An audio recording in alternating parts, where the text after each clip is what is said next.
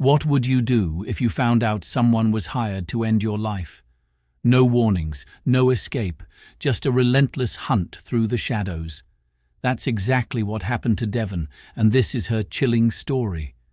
Devon was an ordinary woman with an ordinary life, until the day she found a note slipped under her door. It had no name, no explanation, just 6 words that would shatter her world. You're being hunted. Run now. From that moment, every shadow, every stranger, every sound became a threat. This is the story of Devon's desperate race against time, her fight to survive as a hitman closed in on her. Devon's day started like any other. She woke up in her small apartment in a quiet city suburb, made her morning coffee, and glanced at the stack of overdue bills on her counter. Life wasn't perfect, but it was manageable. By noon, her world was flipped upside down. A plain white envelope had been slipped under her door. At first, she thought it was junk mail, but when she opened it, her hands began to shake. The note was handwritten, the letters jagged, almost frantic. Devon, someone's been hired to kill you. They won't stop until it's done. Run.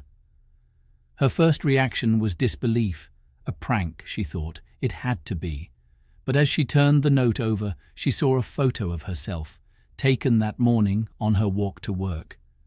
Devon's mind raced. Who could want her dead?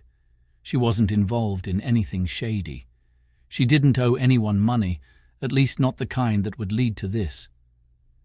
As she stared at the photo, a second thought chilled her to the core. Whoever left the note had been close enough to follow her, to watch her.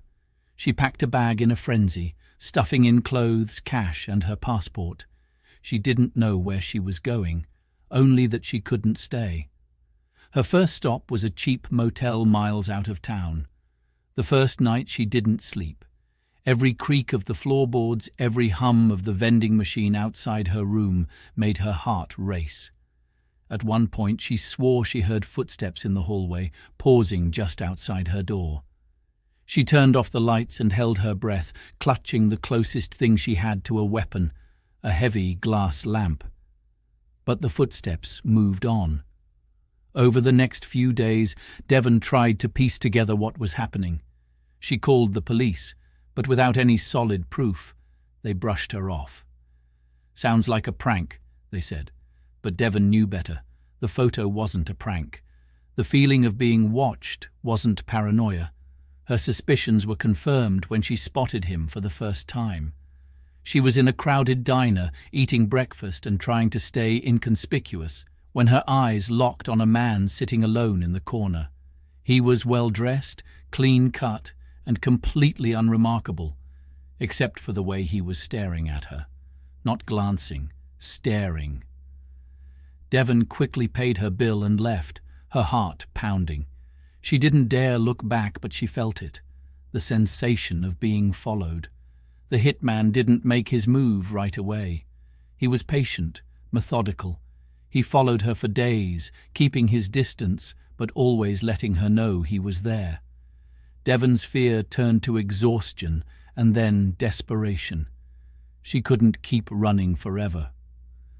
One night, in a moment of clarity, Devon decided to turn the tables.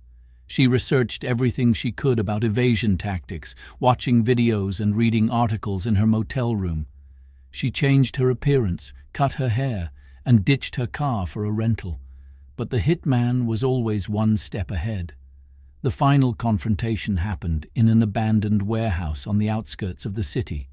Devon had been using it as a temporary hideout, thinking it was safe. But when she walked in that night, she knew something was wrong. The air felt heavy, and the silence was suffocating. Then she saw him, standing in the shadows, waiting for her.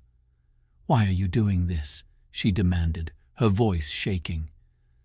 The hitman didn't answer. He just stepped closer, pulling a knife from his jacket. Devon's survival instincts kicked in. She grabbed a metal pipe from the floor and swung it wildly, narrowly missing his head. The fight was brutal, clumsy, desperate. Devon was smaller, weaker, but her fear fueled her. In the end, she managed to escape, leaving the hitman unconscious. She ran until her legs gave out, collapsing in a nearby field. Devon disappeared after that night. Some say she left the country, changed her name, and started over. Others believe she's still running, looking over her shoulder every second of every day. As for the hitman, no one knows what became of him. But one thing's for sure, the hunt may be over, but Devon's life will never be the same. For more stories like this, don't miss the next one.